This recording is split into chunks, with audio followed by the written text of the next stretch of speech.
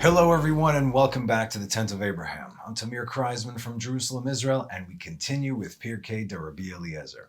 I hope everyone had a wonderful 2 months worth almost of intensity. It started with the first of Elul, and it continued all the way through Rosh Hashanah and Yom Kippur and Sukkot and Shvi'it and Shminit, Hoshana Rabbah and Shmini Atzeret. There's a lot of intensity going on there. So this chapter 24, it's going to be broken into two pieces. Last one was broken into three pieces, also because it's long, but also because, again, the intensity of the Chagim, I don't even know exactly what day it is. God willing, already by next week, we'll be getting back on a schedule.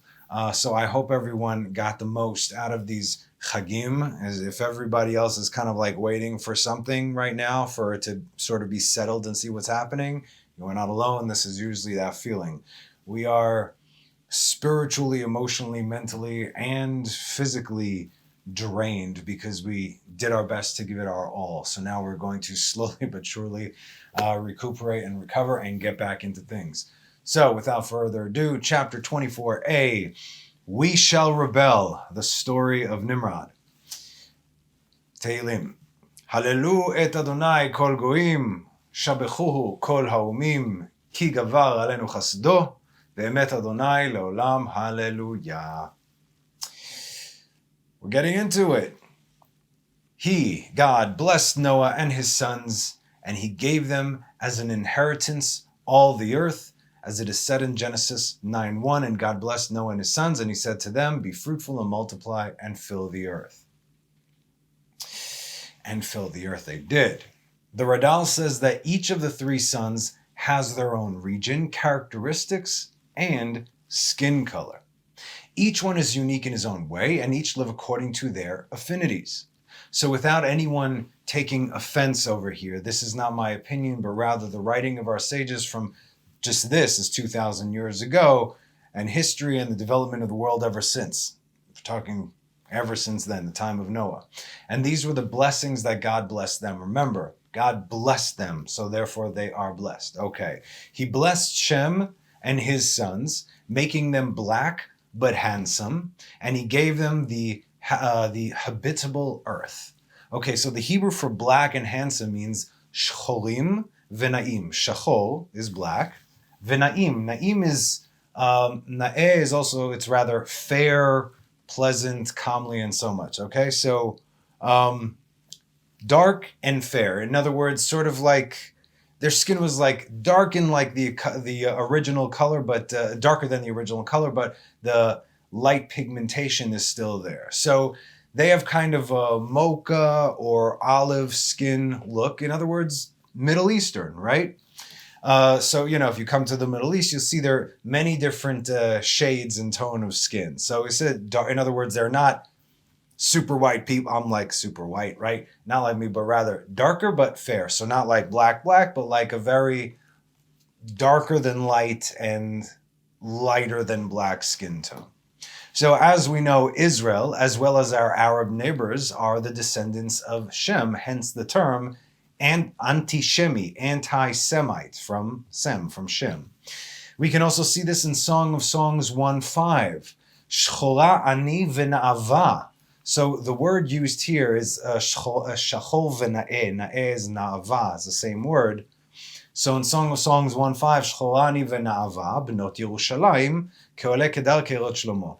I am black but comely, v'na'ava, meaning but fair. O daughters of Jerusalem, like the tents of Kedar, like the curtains of Solomon.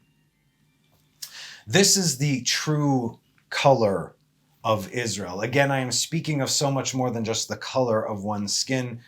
I hope you understand this. Okay, we'll get into this. We can also see the distinction between this black and comely fair than what we see in the next verse of Song of Songs 1:6. Al tirauni shani shchar choret. Do not look upon me disdainfully because I am swarthy, it says. It's shchalcholet, from shachol. In other words, I have been blackened, for the sun has gazed upon me. My mother's sons were incensed against me. They made me a keeper of their vineyards. My own vineyard I did not keep. This is Israel saying that her skin, i.e., her appearance, has been darkened by the sun. So she no longer looks like, Israel in the exile no longer is recognizable as Israel darkened by the sun, the way of the world. The Radal says that Israel are not fair-skinned like Japheth, like Japheth, nor are they black like Ham, but rather right in the middle, and we'll see this in just a minute. Okay, so this is Shem, the skin color of Shem. And he gave them the habitable earth. The Hebrew of this word, of the habitable, is Eretz Noshevet, Noshavet. Noshavet, lashevet, to inhabit, habitable, right? To sit, to dwell, and also, of course, to rest. Lashevet, Shabbat, Eretz Noshavet. This is a hint that Israel would build tents to dwell in houses of study. As we know, Abraham, Isaac, and Jacob learned Torah in the yeshivot of Shem and Ever, of Shem and his sons Ever, within their houses of study, within their tents. Also, if we read Exodus 16:35, and the children of Israel ate the manna for 40 years until they came to uninhabited land. El Eretz Noshavet. Can't look at it with the English translation, it's what it says in Hebrew. In other words, God blessed Shem with Eretz Noshavet, and here we say, Ubnei Yisrael achlu et haman 40 shana ad boam el Eretz Noshavet. Until they would eat the manna for 40 years, until they came to where? Eretz Yisrael, Eretz Noshavet, the inhabited land, the land of rest, where they will dwell and they will rest. This alludes, of course, to the land of Israel, where God's house would be built. And just a bonus, Noshavet can also be read without punctuation as Noshevet. What is Noshevet? The Ruach, the Spirit. Haruach noshevet. Even in modern day Hebrew, we say Haruach noshevet. The wind is blowing, right? Noshevet. So noshevet and noshavet, exactly the same spelling, different punctuation. So to dwell with the Ruach, that is in the land of Israel, and this is the blessing of Shem. Meaning the sons of Shem, and specifically Israel, have been given a land of Israel where the Spirit blows. This land, as we know, had been inhabited by Canaan, the abomination of Ham, until the time where Israel would come and be ready to cleanse that land, this land. He blessed Ham and his sons, making them black like the raven, and he gave them as an inheritance the coast of the sea. Okay, now again, unfortunately, some people think that this is a bad thing, but it says he blessed Ham and his sons. So even though Ham and his sons were accursed for what they had done, nevertheless, God blessed them, and you can't take that away. He blessed Ham and his sons, making them black like a raven. So here, there's a distinction between the colors. Black like a raven, he gave them as the inheritance, the coast of the sea. Why was the raven chosen as the blackness of Ham? Because everything in the raven is black, from its feathers to its eyes, to its beak, to its feet. There's like different levels of blackness over there. This symbolizes a much deeper meaning than just the color of their skin again. The Ramban and other sages have given the comparison between the blackness of Shem and Ham.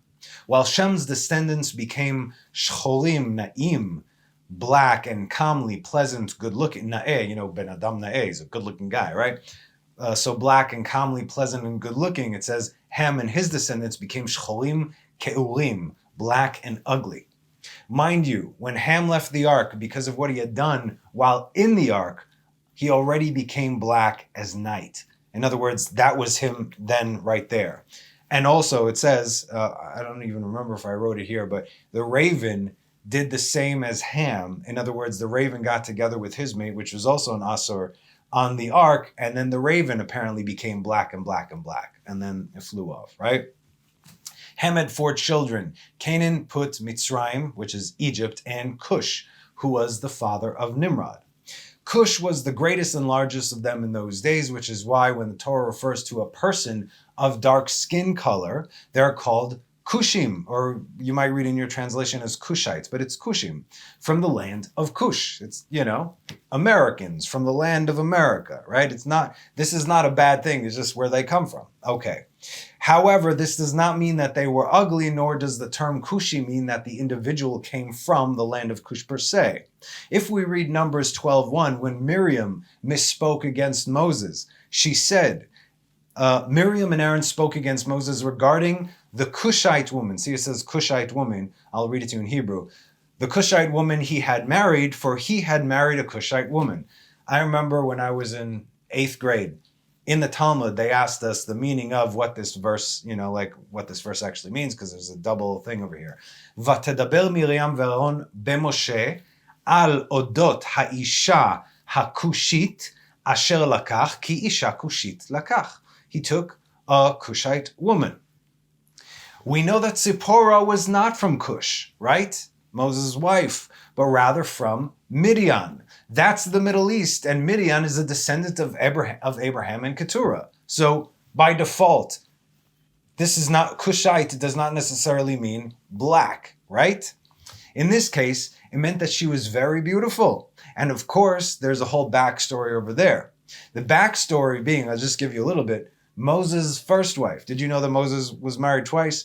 Moses' first wife was in fact from the land and the kingdom of Cush. Moses married a queen and became a warlord. Yes, but just to be clear, this was a political marriage. He never laid a finger on her. You can read this in the book of Jasher. Again, there's 60 years lost over there of Moses' life. Moses fled from Egypt when he was 20, and then the next we hear about him is he's shepherding his father-in-law's sheep. Again, you'll see between Exodus 2 and Exodus 3:1. Right? We'll read the verses. That time, there's a 60-year span from 20 to 80. What happened? Read the book of Jasher. Moses lived a life and a half, let me tell you. So, where is it? Right, okay, so just fill in between Exodus 2:15 to 2:17, where it says that Moses ran, and then he came to the shepherds and he met Zipporah and everything. Between 2:15 and 2:17, that's 50 years, and from 2:18 to 3:1, that's another 10. Fascinating stuff, because the story goes basically, Jethro, who was one of Pharaoh's advisors. Remember, he had three. There was Bilam, his ideas were to slaughter them all because he already saw the rise of Moses.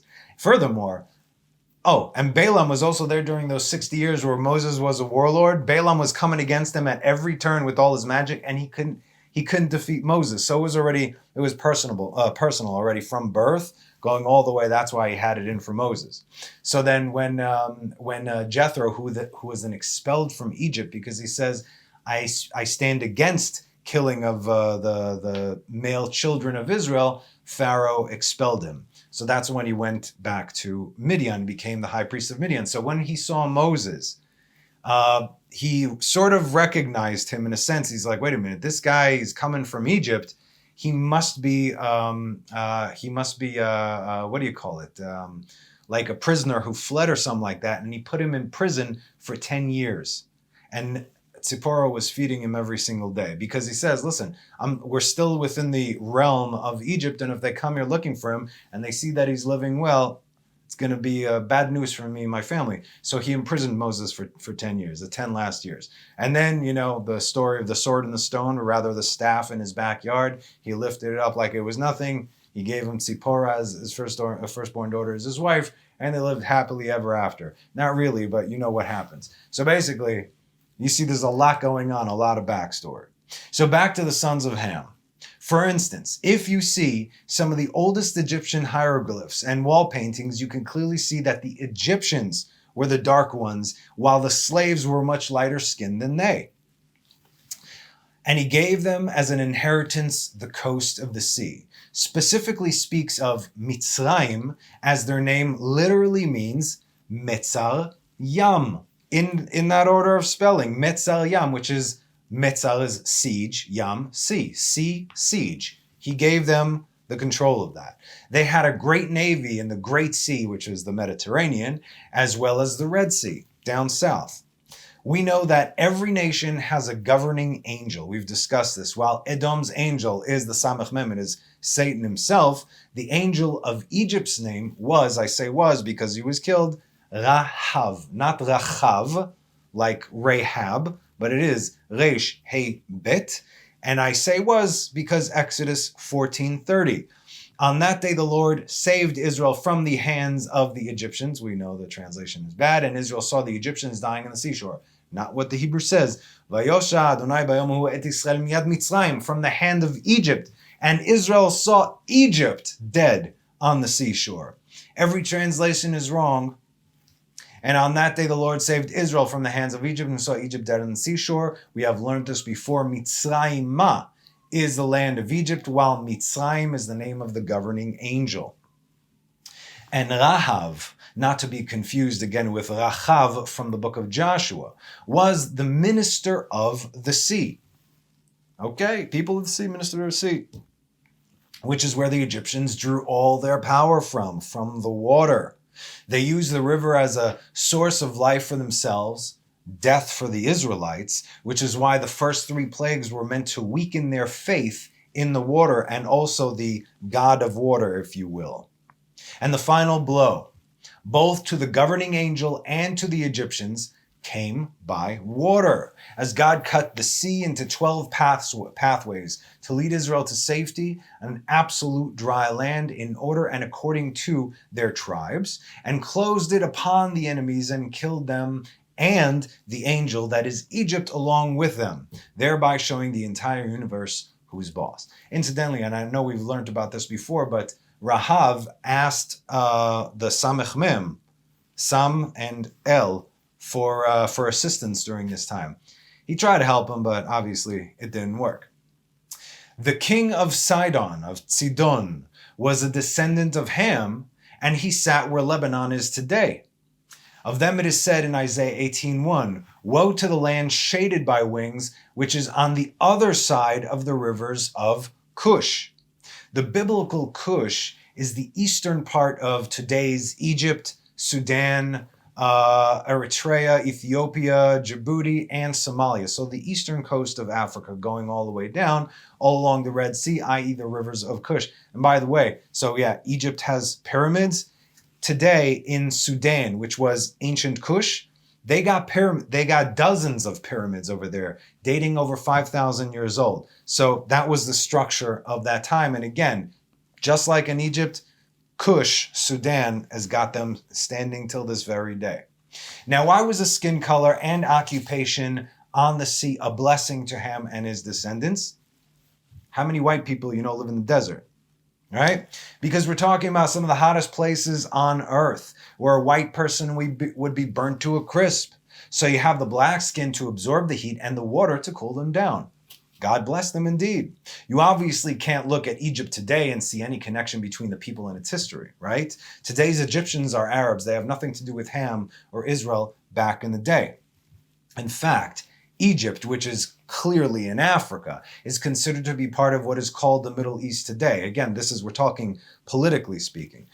But because of its Arab inhabitants, this is for political reasons over geographical and historical facts. He blessed Japheth and his sons, making them white and beautiful, and he gave for them an inheritance, the desert and its fields.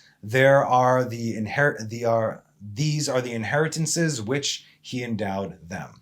Now, Yefet comes from the word in Hebrew for beauty, which is yofi, Yefet, Yafa, right? Yafati, my beauty. Yefet inhabits the lands of the north. North where?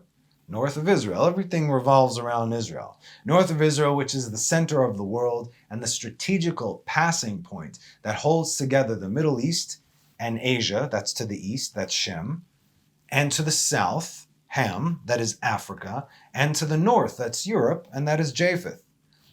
For instance, Magog, right, from the land of Magog, comes from the north. He comes from Yefet, from the lands of the north, Tarshish, Greece, Tuval, Meshach, and so on.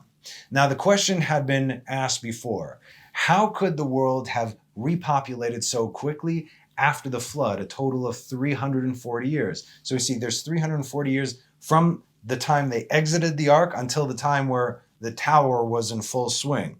This question had already been answered several times in previous teachings, but here it comes again. Oh, you know what? Before I give you this answer, I just want to say something. Not all black people today are from Ham as not all white people today are from Japheth, and not all in-between people today are from Shem. I'm white as snow with blue eyes with parents white as snow. Well, my dad's kind of got olive skin color. Anyway, Hungarian descent. But technically speaking, I should be from Japheth if you want to go based on skin color. But I'm not. I'm a Semite. I'm a Jew, and my lineage could be tracked all the way back to, I don't know, 3 ways to King David and 1 way to Marcus Aurelius. Funny stuff. Anyway, that's why we know that the moment the 10 tribes were expelled, right, by the Assyrians before the destruction of the first temple, those 10 tribes were scattered all over the world. That's why when we see people coming back today, if you came to Israel today, for instance, you got Jews here from all walks of life. The color of everyone's skin, none of it matters. What matters is inside. I mean, we got hundreds of thousands of Ethiopian Jews who kept the faith in Ethiopia, in Africa, for thousands of years. We also have Jews coming from Yemen, from Iraq, from Syria, from Persia, from all over, including from Eastern Europe. And in fact, if you want to go with what is the most authentic and less corrupt, you're talking about the old school Middle Eastern Jews who grew up around Islam, because Islam still is not considered 100% idolatry. They still pray to Allah. Allah is just Arabic for God. So there's nothing wrong with saying Allah, right? When we say Inshallah, may it be God's will. We're not saying a bad thing. It's like, may it be God's will. Yehi ratzon Hashem. We're not saying anything bad over there. They obviously use it when they blow themselves up. They love to say Allahu Akbar. God is great. Amen, but you're going to get it. So fine. So that's what I'm saying. Your skin color means nothing. It shows nothing of your point of origin at all. So like I said, as far as authenticity, because they because those communities still thrived around our Semitic cousins, if you will, they were less likely to change the texts. What did they do in Europe? What did they do in Christianity? They took our already existing text and they said, no, this is done. Now we're going to build on top of that. Islam sort of builds on top of both, but really it doesn't get to the depth. But you could tell it's all garbage when they're saying Moses and Jesus were great prophets. I'm like, well, I mean, you got half of that right. Absolutely. But that's why you know that none of it is legit. It's also been around for what, 1,000 years? Something like that. Anyway, they're like, I want to be involved too. Yay. Good for you. And now all our holy spots, all of a sudden became their holy spots. Also, something I just learned recently. Muhammad said that Islam would last, what was it? Not till the end of the century that he was living in. In other words, Muhammad the prophet, right? By default, false prophet. Prophecy did not come true. There's another thing. So we can say Jesus and Muhammad are clearly false prophets because the prophecies they gave, prophecies did not come true. What do we do with false prophets? You know. So let's continue. Rabbi Eli said, they begot their sons and increased and multiplied like a great reptile, 6 at each birth, and they were all one people, one heart, one language, as it is said, Genesis 11:1. Now the entire earth was of one language and uniform words. As we've discussed in the past, the poorly translated like a great reptile comes from the Hebrew kemin sheretz gadol, which doesn't necessarily mean reptile, but rather various different creepy crawly insects. To get back, I know I kind of jumped, but this is the answer of how they repopulated the earth so much in 340 years. So the example that our sages have given was specifically the scorpion, who has on average 60 offspring each pregnancy. So instead of 6, 60. This is the same language that was used to describe Israel in Egypt by Pharaoh in a negative way, which we learned about, comparing them to insects, parim ve'Israel paru ve'shretzu. And here our Midrash does the same because we know what they would do next, right? In 11:1, when it says one language and uniform words is closed, it's close but not exact. Yes, it's true that they were one nation, one people. How so? Because they had yet to naturally migrate to their respective continents, if you will. That would only come later once they were divided into the 70 nations. But right now, they're all sitting one people in one place, and it was actually where? In the land of Israel. Meaning they all inhabited the same place and spread from there, all living together, working together, all speaking one language. And the Hebrew says, udvarim achadim, meaning they all had the same stuff. Davar could also mean the ledaber. It comes from a word, right? But dvarim also means stuff. Like everything is a davar. Maza davar. What is this thing? What is that thing, right? These are dvarim. And our sages say they actually had uniform stuff. In other words, they had the same cookie cutter houses, this and that or the other. Now think of the horror movies where they're set in the 50s or 60s, where everyone is smiling, everyone has the same car, the same exact house, the same dog, the same habits, the same white picket fence, or the Stepford Wives type of situation, right? They weren't selling you the American dream back then, kids, all right? They were selling you the very thing that claimed to be fighting against communism, socialism. Give us your liberties and we will look after you, okay?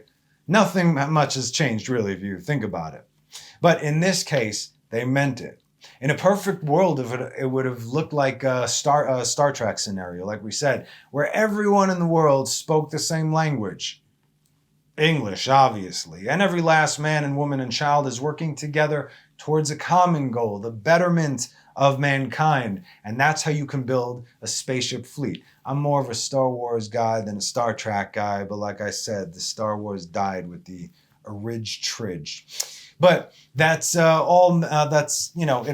all make-believe right now. That's not how people work, obviously. And as God said so himself in Genesis 5, and the Lord saw that the evil of man was great in the earth, and every imagination of his heart was only evil all the time. Evil inclination. And then in 8:21, God said, for the inclination of man's heart is evil from his youth. In other words, if you grow up by default, you think that there's no one looking with no consequences, you're most likely not going to do the right thing. That's where the Torah and the laws come in to show you the difference between what is right and what is wrong. Meaning, if we are left unchecked, without law and order, and a way of enforcing those laws, we will always revert back to the way we were before the flood. Do we have laws today? Sure we do. Are we properly and equally enforcing these laws? Absolutely not. And we all know it. It's all about the money, isn't it? Which is why we are closer to those days than ever before. We're talking about the days of before the flood, because the Noahide laws was establish, courts for yourself, honest courts with honest judges. We have these, but they're all pretending, which means it's a false front. So what do people do? Whatever the hell they want to do. Anyway, from everything we have learned in the previous chapters in Genesis alone, we know trouble is coming because this is how they're going on, especially since everyone was getting along, right? Again, all this is superficial. Like we said, when there is peace between men, no matter what they do, God stays out of it, unless they despise, here's back to our text. They despised the pleasant land, as it is said in Genesis 11:2. And it came to pass when they traveled from the east that they found a valley in the land of Shinar and settled there. Vayhi ben Asam mikedim. Kedim is to the east, right? Now, you might rightfully be thinking, we know for a fact that Noah sacrificed on Temple Mount, and that is where they initially settled, meaning around what would become Jerusalem and the land of Israel. Then we also know for a fact that they traveled to Babylon, which is to the east from Israel. And yet here is written, and they traveled from the east? What's up with that? Great question. Got an answer for you. They indeed traveled to the east. However, Kedim, which means ancient, is referring to the Ancient of Days, i.e. the Holy One, blessed be He. They left the highest spiritual place on earth, Jerusalem, Israel, and travel to the lowest spiritual place on earth. As we had discussed, and it's funny though, because the lowest place on earth is the Dead Sea, which is, it's a half hour, 45-minute drive from Jerusalem. But that's the physically lowest place. This is the spiritually lowest place, Babylon, right? So we discussed in previous teachings, and here it is, the valley in the land of Shinar was the grave site for all the giants and the abominations and all the splicing of the DNAs and whatnot, which the fallen angels had created with the help of the generations before the flood. That's where they decided to settle. That is the valley. That is the land of Shinar. That's the other valley of the dry bones, the ones you definitely do not want to resurrect. And who do you think creates this massive valley for them to begin with? This is God, of course. We have learned this time and again. Wherever a man wants to go, he is given permission. Not only is he given permission, all the doors are open before him, both for good and for evil. If a person wants to do tshuva, mesay'in lo min hashamayim. Heaven and all its hosts help a man to do tshuva. If a person wants to go do something that they shouldn't do, what, you think that they're going to be stopped? No. And then who are you going to blame? Well, you let me do it. Oh, no. That's not how this game works.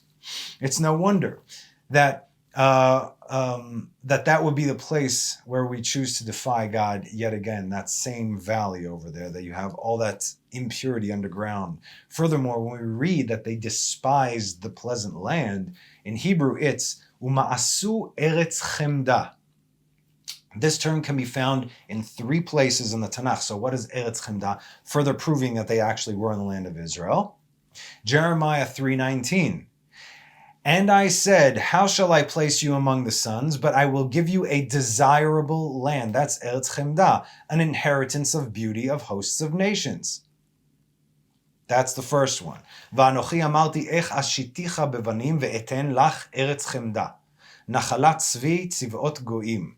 Okay, so Eretz Chemda is a desirable land. So we see that the first one is in Jeremiah 3:19, referring to Israel. The second, Zechariah 7:14. ואסערום על כל הגויים, ואסרם על כל הגויים, אשר לא ידעום בארץ נשמע אחריהם, מעובר ומשם, וישימו ארץ חמדה לשמה. And with a whirlwind I will scatter them among all the nations whom they did not know, and the land shall be waste after them, with no one passing through or returning. They made a precious land a desolation. 2. 3. Psalms 106:24, Vayimasu be'eretz chemda, literally our text, Lo he'eminu lidvaro. They rejected the desirable land. They did not believe his word. And in this case, he is speaking of the generation of the flood. Eretz chemda, obviously the land of Israel and all its facets. The last one being the sin of the... The last one was actually the sin of the spies, which is pretty much identical, though, to our text. In other words, they saw it and they're like, nah, let's go back. What we can clearly learn from this is that if you reject the land of Israel, by default, you reject God. And that is an act of defiance. You can't say, even today, and I know Israel's got so many imperfections, and God forgive me, I've prayed for tshuva. I did badmouth this, not the land, but the systems of this land and the people of the land. And then, this was like 10 years ago. And as I got older and started seeing, people are genuinely struggling here. And they have to struggle here because it is very intense. Okay? Not everyone can handle it here. Only whoever's supposed to be here can handle it here. Most people, they come and they go, and that's it. There's no... I know people, families, Jewish families, they came, they made Aliyah. 4 months later, they just left. Like, I can't do it here. It's hard. Yes, it is. You have to, how badly do you want it? So I understand that the system is broken. You can't blame the people for a broken system. Unfortunately and stupidly of me, I blame the people for a broken system. Now I have more compassion for the people because once you see, wait a minute, it's not actually their fault. The system is broken. So you have to find where the source is, and then you see the system that has been put in play already since these days of the generation of the dispersion, the Tower of Babel and Nimrod, and all these people. This is the same system that the world has been being put in play, and even more so today, than it was back then. So people have no idea that they are in servitude. They have no idea that they're living a false life, a false reality. They have no idea that they have no choice, that the choices that are given to them, they believe that they're making their own choice of their own free will. But the choices that are given is an illusion, because no matter what they choose, the outcome of the powers that be is still going to stand, you see? And of course, God's outcome will always stand, but who says they're not one and the same for the time being? They need to be. We'll discuss that in the future. Don't you worry now. Anyone who has done this, okay? Anyone who has defied Israel, said, nah, Israel is this and that, never had a good ending for them. So be conscious of this. Very, very conscious of this. They went to the land of Shinar and found there a large land, very extensive, all a plain, and they dwelt there, as it is said, and they found a valley in the land of Shinar, and they dwelt there. This bolsters our point, that they were working together as one in relative peace. Again, they weren't fighting one another, but doesn't mean that they didn't have the best intentions.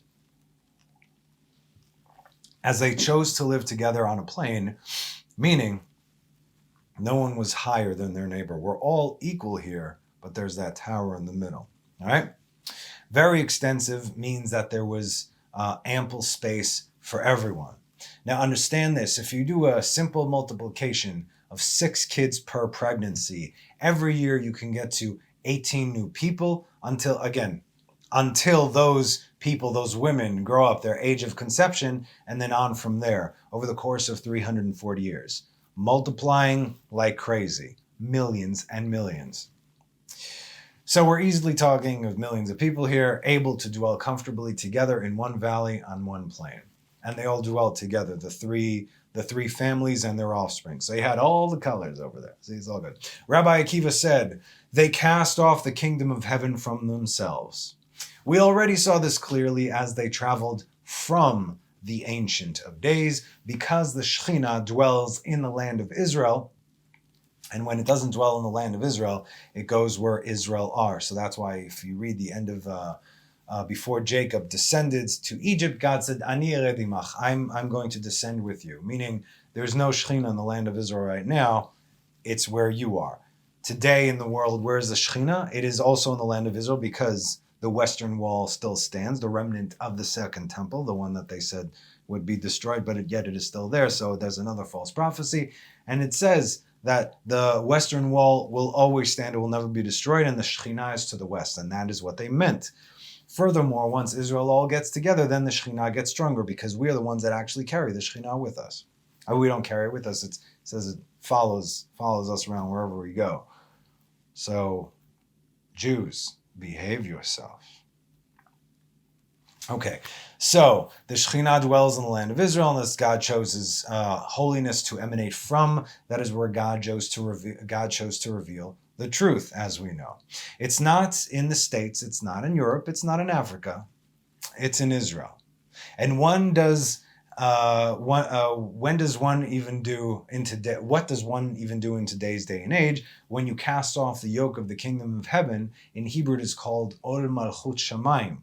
So they cast it off themselves. If you remove God as your king, then by default, anyone else,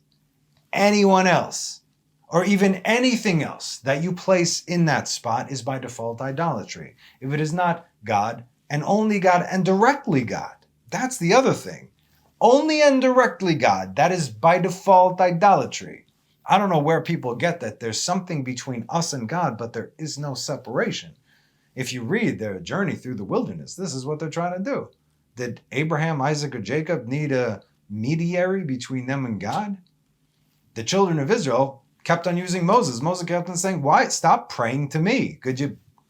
You can do this. But he did what he could during that time because he saw exactly what would come of them. Okay, so if you remove God, what do? You got to fill that gap, right? So what did the people do? And appointed Nimrod king over themselves. The name Nimrod, comes from the word limrod, mered, to rebel.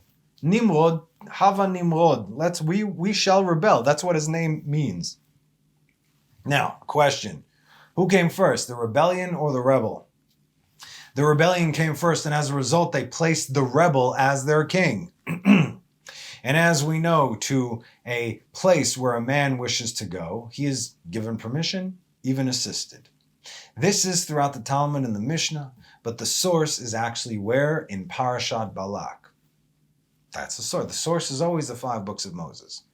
God told Bilam, do not go, but he went anyway. And so God said, all right, I'm going to make sure you get there in one piece. I'm going to make sure you set up nicely and do everything that you want to do. But the bottom line, it's what I say. Ma tovu alecha Yaakov, mishkenotecha Yisrael. Okay, so look what happened. God is not going to stop you from going anywhere because that's your choice. Just understand that there are consequences.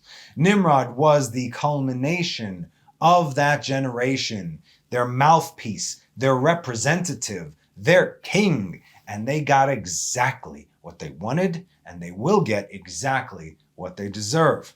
So the chosen and recognized king of the world is a slave, son of a slave, because all the sons of Ham are slaves. Right? So saith the Lord. Do you understand the kind of tikkun God had Israel make for the world? By flipping the script as they became the slaves of slaves, because Egypt is a son of a slave. Ham, who has said, you will be a slave, or actually Noah said, you will be a slave to Canaan, to Shem. Excuse me, I'm thinking of the land of Canaan. To Shem. So now you have Shem, who is a slave to the son of a slave, to Egypt. Remember, this was God who did this to them. God did this to them. Just read Psalms 105. But let's, for good measure, go to verses 23 to 25. Israel came to Egypt, and Jacob sojourned in the land of Ham, right? Africa. And he made his people very fruitful, and he made it stronger than its adversaries. They were more numerous than the Egyptians. He turned their heart to hate his people, to plot against his servants. God did this for the purpose of the Geulah, the redemption. Every redemption, like we learned already from the Ramchal and the Gra, even what it says, where is it? On Isaiah, right? Etzarahi leYaakov umimeno ivasha. It is a time of trouble for Jacob, but from it he will be saved. Israel can only be saved if there's a time of trouble. Otherwise, there's no need for saving, right? So the more intense it's going to get, the greater the salvation in the end. It's a formula. God does everything. You need to remember this because it will increase your faith. If something bad happens, yes, God did this. We don't understand why. That's the entire point, though. Again, I say no matter how seemingly bad it gets, even if it seems like God is not watching, we have been told by the sages and prophets that it is all by design, especially in this day and age, in this time that we're in. We say, Aster astir panai mehem. Surely I shall hide my face from them in the end of days, in the end times which we are in. It's almost like you can't see God, but how do you actually see God? When you turn this world off and then you start to focus and you start to listen and to hear and to pay attention and to see, you will actually experience God. He is here, but most people, they don't see him. They don't understand. They don't care because I got to do this, I got to do that, got to do this, got to do that. Same thing that happened when Moses, the Redeemer, came, giving the secret code that Joseph left behind, saying words that couldn't possibly come out of his burned, misshapen mouth, showing all the signs and wonders, right, from God. The people were like, nah, we're good. Why? They could not believe. Mikotze ruach. Because of the shortness of breath, but also the shortness of spirit and hard labor. The more we work, the less we focus on God. So, if God removes something from your life, if God puts you in downtime, that means God really needs you right now. God really needs you to just plug in because you're running on empty. You're running like a chicken without a head. Sometimes people get sick. Sometimes people get injured. Sometimes people go through tragedy because they need to stop from their daily routine. God sometimes smacks us really hard, sometimes gives us a flick. Okay? So again, everything comes from God. You can say, Why? But you need to mean why, not why me. Why, God? What do I need to learn from this? Like that. Okay? It's very humbling, but okay. God seemingly turned a blind eye to the world for almost the first 2,000 years, right? All the days of Adam and his generations until the time of the flood, until he didn't. And now again, God is seemingly turning a blind eye and letting the entire world, talking about generation of the Tower of Babel, us today as well, right? God again is seemingly turning a blind eye and letting the entire world go where they wish, appoint who they want, and do what they desire until he won't. Understand this. Whatever leader, fairly elected or not, or governing body is telling you what to do, it is because you deserve it. We all deserve the leaders that are over us, whether we elected them or not. We deserve them because they are the reflection of our generation. Why did God show Adam every generation and its leaders? You don't necessarily need to know every single person ever lived, but the leaders, because through the leaders we know the face of the generation. So what's the face of the generation right now in Israel? Kind of half-assed government with people who are trying to kill us sitting in the government, with people who actually hate Torah in Israel and trying to block that thing away. This is the face of our generation, right? What about you, America? What's the face of your generation? See what I'm saying? It's not good anywhere. Look at the UK. Nothing is good anywhere. This is the face. Canada. Honestly, I feel bad for Canada. Seriously, you guys. Oh boy. Okay, anyway. So no one's doing well. This is fantastic because we know what's coming next, right? Everything's got to fall. It's got to be that bad for it to get good. So we're great because if I don't know, Somalia's doing great. What's up with that? No one is doing well anywhere. And if it seems like they are, they're really not. Okay, put your ear to the ground over there. Okay, so like we said, every leader is what we got coming to us, is what we deserve. It is the face of our generation. You think God's going to bring us King Mashiach while we are living like this? Obviously not. This is something we have to earn. It's a very clear indication that we are not ready for Mashiach, because if we were, Mashiach would be here like that. Very simple. And just how bad is our current way of life? Like we said, look who your elected officials are. And so, with another case of history repeating, we know, just like we can read what's come next and then come next and then come, we know what's coming next here. But wait for it. This one's dragging on because every moment is another person doing tshuva. Every person counts. The moment the last spark that needs to come in comes in, that's it. Show's over for them. Show's starting just for us. We continue with our text. And woe to the land that a slave rules over it. As said in Proverbs 30:21-22, under 3 things the earth quakes, and under 4 it cannot endure. Under a slave who rules, and a wretch who is sated with food. If you want to know the rest, then you'll have to read Proverbs. We're just talking about that first one right now. So again, woe to a slave who rules, and to a wretch who is sated with food. Woe to us, and woe to you. Woe, I say. All the sons of Ham are damned, not just Canaan.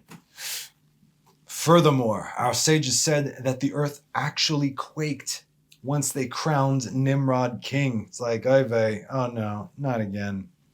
Rabbi Hanina said, Nimrod was a mighty hero, as it is said in Genesis 10:8, and Cush begat Nimrod. He began to be a mighty man in the land. V'Cush yalad et Nimrod, hu hechel liot gibor ba'aretz. What is said here as mighty hero? The Hebrew says gibor koach, meaning in Pirkei de Rabbi Eliezer, not in the Torah. A powerful and strong mighty man, gibor koach, meaning that it wasn't only because of the garments that we know, that we will discuss probably, I think, next teaching. they'll discuss, that made him mighty, he was fearless in battle. And although the world crowned him king, he basically beat the world into submission. So there was fighting, you see. He fought battles and he always emerged victorious. We're going to be speaking a little bit about the garments now, a little bit in the next class. So again, we always get what we ask for. If the king of the world is called, we shall rebel. Gee, I wonder what's coming. Rabbi Yehuda said, the coats which the Holy One, blessed be He, made for Adam and his wife were with Noah in the ark. These garments or skins, which God orot, it says, right? He removed their ol, aleph vav resh, which is light, and he gave them ol, ayin vav resh, which is skin. Like I said, even in Hebrew, even if something sounds the same, there's similarity between them, even if it has a different meaning because of the spelling. But if it's audibly the same, it has a meaning. From this, we can understand that Adam's original skin was light. Afterwards, it became flesh. Okay. The skins which God fashioned personally for them, he had done so while they were becoming physical in the Garden of Eden. So these are not Adam and Eve's actual skin. They were specific coats, if you will, and what we learned a few weeks ago, I believe, or months ago now. I don't even remember. I'm sorry. The Chagim just throw you off. It's that the serpent shed its skin, and that's what he gave them to wear, because they started to become physical the moment they started to sin. The clouds began to remove themselves from them, the ananei kavod within the garden. Okay, so as we have discussed, you can read this in the book of Jasher. These garments were given to Adam, who then gave them to Seth, who gave them to Enoch, who gave them to Methuselah, who gave them to Noah, right? These garments had control over animals.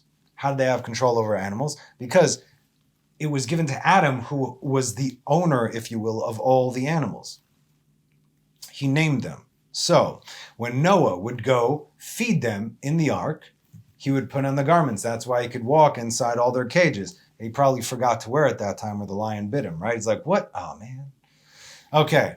And when they went forth from the ark, Ham, the son of Noah, took them with him. So it says took them, meaning he stole them. So not only is he and his descendants damned, but he's also a thief, and it's not surprising. And gave them as an inheritance to Nimrod. In Jasher, it gives a breakdown, meaning Ham gave it to Cush, and Cush gave it to Nimrod. It says exactly what happened over there. When he put them on, all beasts, animals, and birds, when they saw the coats, they came and they prostrated themselves before him. The Hebrew says, noflim befanav, they all fell before him. So if the birds would fly over him, they fall to the ground right there. But this wasn't only the animals. As these are the garments, they also had sway on people as well. Only not as strong, but strong enough. Plus, if people see, wait a minute, he's actually controlling his environment like that, all the life in his environment, maybe he shouldn't control. Let's bow down on our own so he won't even have to control us. The sons of men thought that this was due to the power of his might. They couldn't really make a distinction over there. They couldn't separate the garments from the man. They didn't know. He basically tricked everyone into believing his might. Therefore they made him king over themselves, as is said, wherefore it is said, like Nimrod, a mighty hunter before the Lord, Genesis 10:9. You see, people do this. So first he was a mighty man before, and after the garments he was a mighty hunter. Okay? And by the way, there's three hunters in the Torah: Nimrod, Ishmael, and Esav. Not good to emulate them. Those are the only three known hunters in the Torah. So again, people do this. You have a mortal man, an evil mortal man, who comes and performs signs and wonders, and people just run to kiss their feet and call them king. That's why God told us not to do this, because it's a test. He told us not to be impressed when someone does something, because we should never be swayed by what we see or hear. What is our indication? How do we know who Mashiach is? How did they know who Moses would be? This is something that was left to them, right? Joseph said, these are going to be the signs. And they finally understood the signs when Moses came and performed the signs that were foretold that would be performed. Because when he is revealed to the world, we're talking about Mashiach right now, there will be the knowledge of God over all flesh. And then we will absolutely know the truth. So in other words, if someone comes around as this and that, people, they still understand why Jews don't believe in Jesus. Why not? Because I don't, right? Because I don't. It's very clear why I don't. If you believe in the Torah, by default, you can't, because look what this says and then look at that. It's like, whoa, so this is the opposite of that. But people still, okay, so people want to believe it. But when God's Spirit will pour out on all flesh, we will absolutely know who Mashiach is. And it ain't a dead guy. As we can see, most of the world has absolutely failed because of this. They crowned a dead man as king. They worship death, and so death will come for them all. It's very simple. We were warned in Deuteronomy, it says. But not before the truth is revealed at the end, of course, as we can read in Lamentations 4:22. The punishment of your iniquity is complete, O daughter of Zion. He will no longer send you into exile. But your iniquity, O daughter of Edom. Edom is Christianity as we know it. And yup, dude. He shall punish. He shall punish you, O daughter of Edom. He will reveal your sins. In other words, oh, you try to enforce your will and your false Messiah in the rest of the world. You slaughtered millions. You slaughtered Jews because okay, here we go. He will reveal your sins. There will be shame before there will be eternal damnation. Nimrod said to his people, come, let us build a great city for ourselves, and let us dwell therein, lest we be scattered upon the face of the earth, as the first people were. Come, let us, he says. And the first people obviously were the generation of the flood, right? Come, let us. Come, Hava. He no longer has to command them as they hang on to his every word, without question.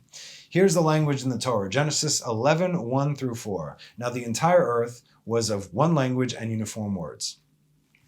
And it came to pass when they traveled from the east, meaning from God towards the east, towards the valley of Shinar, that they found a valley in the land of Shinar and settled there. We want to settle right here. Oh, so the place where all the previous generations' abomination was sitting, that's where you want to settle? Gotcha. You could not be any further from God. And they said to one another, come, let us make bricks, right? And fire them thoroughly. So the bricks were to them for stones, and the clay was to them for mortar. Hava nilbena levenim. And they said, come, let us. Are you seeing a pattern here? Hava nivne lanu. So first they said, Hava nilbena levenim, come let us make bricks. And then they said, come let us build ourselves a city and a tower with its top in the heavens, and let us make ourselves a name lest we be scattered upon the face of the entire earth. Like the other dudes, right? Hava. Hava Nagila, Hava Nagila, Hava, come let us rejoice. That's Hava Nagila. Now, let's compare Hava all together, right? Come, brethren, in unity, let us build the tower so we can fight God. Hava. Now let's compare this language and these words with Exodus 1. And a new king arose over Egypt, who did not know about Joseph. He said to his people, behold, the people of the children of Israel are more numerous and stronger than we. Get ready, let us. Hava nitchakmalo. Litchakem is to, well, he had an idea, this one. Hava nitchakmalo. Let us deal shrewdly with them, lest they increase, and a war befall us, and they join our enemies and wage war against us, and depart from the land. So we got the Hava, right? Now check this out. So the Egyptians enslaved the children of Israel with back-breaking labor, avodat parach, so they could not even connect to God. Because the whole purpose of this agenda here, today, back then, and forever, is to separate us from God. One way to do it is to absolutely keep us busy, which is why what saves us are the allotted times that God gave us. You must pray at this time. You must pray at this time. You must pray at this time. You must do this at this time and this at that time. We have our zmanim. We have our times. Forget about their times. Everything in a Jew's life goes around God's times. Work and play around God's times. Once we are done with this, then we do that. Because that is life, not Meaning the Torah is life, not our livelihood, seemingly. You understand? Okay. And they embittered their lives with hard labor. There it is, b'avodah kasha, with clay and with bricks and with all other kinds of labor in the field. All their works that they worked with them with back-breaking labor. Bechomer ubilvenim. Just like there, hava, come let us. With bricks. What is this bricks? This is the hard work. Come let us enslave humanity, said the damned slaves of slaves, Cush and Mitzrayim. How do we do this? Let them build our cities. Pay attention now. Let them build our cities, our system, our infrastructure. The peasants, the sheep, which is by default rebellion against the very system that God gave to the world, starting with the Noahide laws, which they completely removed from themselves. Nimrod essentially became Pharaoh. Now, let's put a pin in this thread right here, and we shall get back to it shortly. Lest we be scattered, we continue with our text, lest we be scattered upon the face of all the earth, as the first people were. They didn't know any better, because they chose not to know. Still, they made a choice. You could still be manipulated, but it's still on you. You can't stand before God. It's like, well, so why'd you listen to them? I didn't know the difference between right or wrong. Everyone today knows the difference between right or wrong. That's why they do things secretly. Be very careful right now, because I say they, you know who they are doing things already openly, brazenly, and like, what are you going to do about it? Right? Once they start destroying your lives and then lying to your face, is gaslighting you essentially, right? The greatest recession in world history. No, but it's not the greatest. You see, and people like, where's the rebellion there? You know, where's the uprising over there? People are doing it. Oh, yeah. No, come on. People know better. They just choose not to. Why? Because no one wants to make choices. They want other people to choose for them. Therefore, everyone is guilty. There are no innocents here. You must understand. Manipulator or not. What they believed was that this generation, what they believed was that every 1,656 years, the world would flood, because that's when the first flood happened.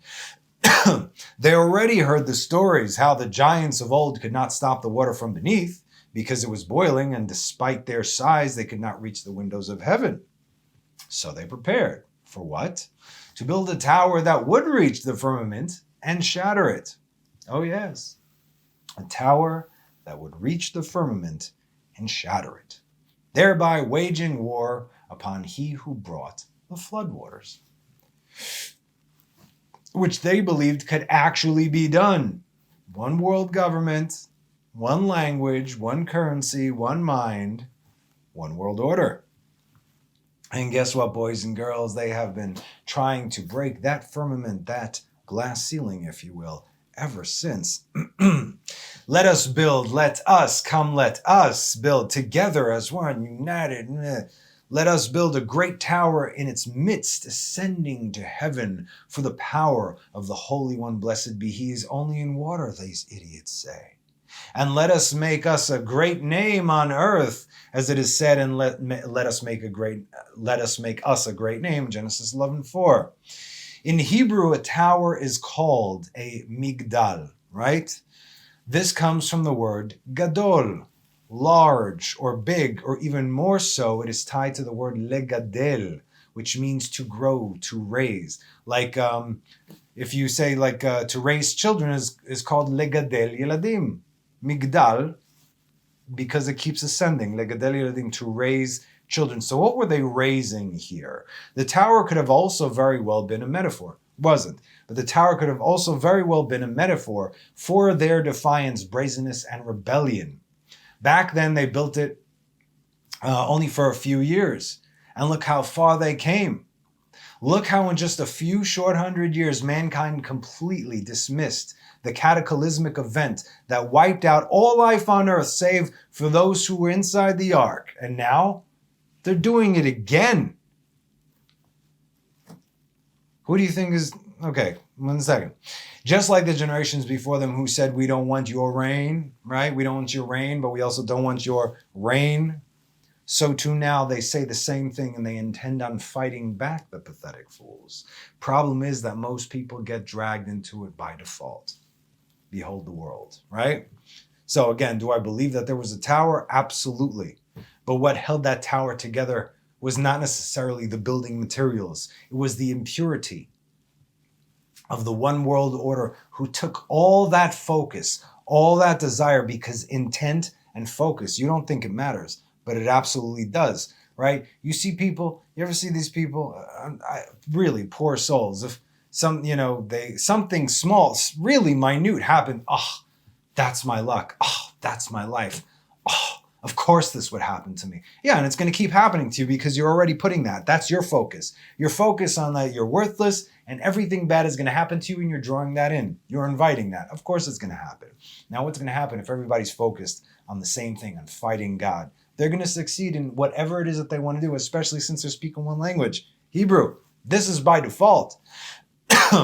So take all the focus, all the desire, all the thoughts of all the inhabitants of the world, except for a few numbering in the single digits, right, that didn't play ball.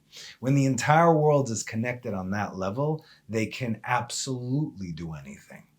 Assuming, of course, God wills it. Otherwise, obviously not, as the story goes. But this is also why they can never succeed in their plans today. Never. Don't be afraid of what's coming. Don't be really don't be afraid of what's coming. Because even though these things might be uncomfortable and their whole purpose is to scare you, look at what they got, I don't know how many people in the world to do because they scared them into something, right? By saying it. But people didn't even care who said it. But if someone on TV says it, then it must be true. You see? Or if the idiot that's sitting in power said it, then it must be true. But you don't even like that person. You don't even trust that person. You called that person a liar 1,000 times. I heard you. You say that person is a liar and a manipulator, but you're doing what he says. Why? Because he scared you. Fear controls everything. If you do things out of fear by default, you're making the wrong choice. Do not be afraid. Remember, focus on God. It all comes down to this, everything. So again, today, what they tried to do back then, they're still trying to do today. Nothing, the story has never changed, right? It's just disguised differently. But they don't have that same focus. They don't have that same desire. That's why they're trying to scare people into submission, all right? While let's say a third of the world are really down with the NWO garbage because they are genuinely disturbed, we'll go with that. We'll say, let's say a third of the world, they're down with that, no problem. You have another third who think they pray to God, but in all actuality, they're praying to the same system, which they believe they are fighting against. Like, again, for instance, people think because I'm going to run from the mark of the beast, and this is the beast system because Jebus said this and that, right? But you're running to Jebus, who is by default a false prophet. We already discussed that in our series so many times, in which case, guess what? You don't think that these two organizations, what you call the darkness and what you call the light, are actually working together? Yeah, they are. Behold your false choices. If you run to here, you're still running to a false idol. That's still idolatry. If you're running to here, you're running to the same place. So where are you going to go? If you actually read the Torah, you'd be like, well, neither. I'm going with God, which is the opposite of these two. Yeah, it's funny. For years, I'm like, okay, wait a minute. So, and again, from all the things that I've learned, and it's all there in the videos, for goodness sakes, and there's endless just examples. The Antichrist that the false Christ is talking about is him. Like, Jesus is the Antichrist. People don't seem to understand that. And of course he's going to say that because that's what people do. It's the propaganda 101, right? If you are guilty, you have to start spewing that out to start protecting your name. Just look at what Hitler said. Lies, lies, lies until the people start believing those lies. And once you even show them the truth, once the truth is revealed to them, please try and Google this quote, okay? And once they actually are proven that what they believed is a lie, they will refuse to believe it. They'll still hang on to their beliefs. You see? This is what has been happening right now for thousands of years. This is what's happening in the world today. Lies, lies, lies. People believe the lies by default because they feel that they are protecting themselves, right? Give us all your power and we will protect you. This is how This is how dictatorships start. This is how the whole Caesar thing started. Give one man the power to control the city, and he's not going to relinquish that power. This is the same thing. None of these things ever changed, okay? There's no freedom of choice in the world that they have you living in. But we do have a free choice, and that is either God or not God by default. Okay, so first, let's go with the first third. They're down with NWO, right? With all the garbage that's going on, no God, transhumanism, all this. I mean, it sounds weird, but like they're speaking of this openly, right? Openly. It's already there. None of this is science fiction.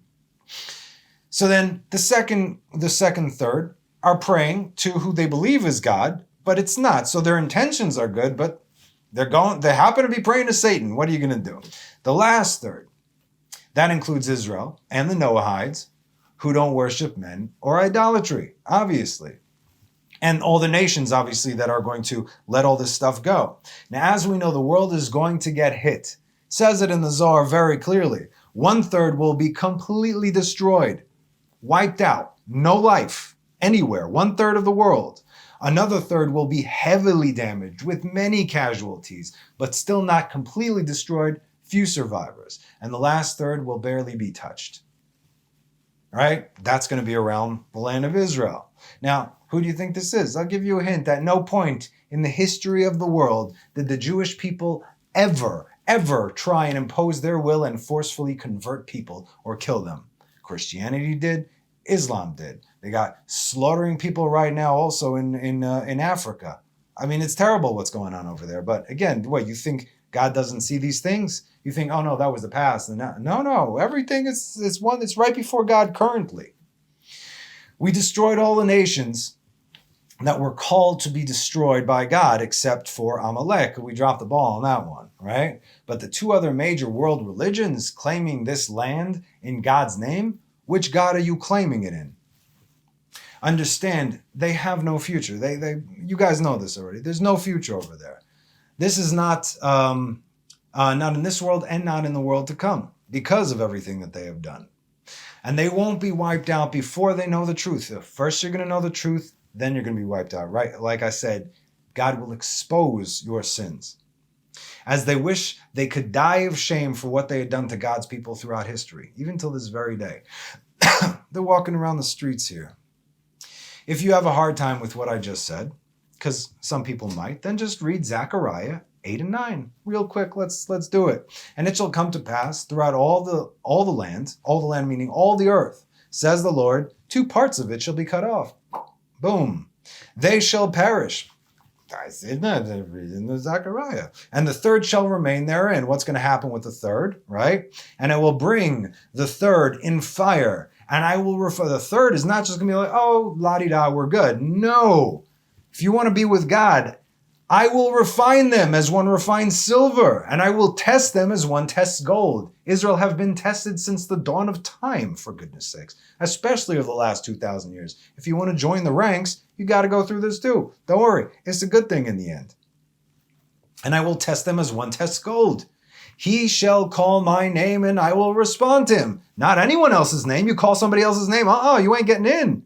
Very clearly. I said, he is my people. You call my name, he is my people. And he shall say, the Lord is my God. Not anybody this, not anybody that. Straight up. Boom. Echad le'echad. That's it. And this is not speaking of Israel. These 2/3 being destroyed, these are the nations. All of them. Like we said, you guys know this. The remnants of the nations, they will grab onto the tzitziot of, the men of Israel. So anyway, we're going to stop here for today. I know we're like right in the middle, but we're going to stop here today because I'd rather keep these things under like an hour and a half, under 2 hours. And there's so much. There's depth, there's study, and I don't want to kind of like overload in hopes that you might catch a little bit, okay? I'd rather feed you smaller doses so you can properly digest all of it as opposed to just, dumping it all and hopefully you get a fraction. Trust me, it's better this way. But we will pick this up next week, right where we left off at the Tower of Babel. So stick around for that. And as always, you guys, thank you so much for joining me. Have a wonderful rest of the week and have a Shabbat Shalom. Bye now.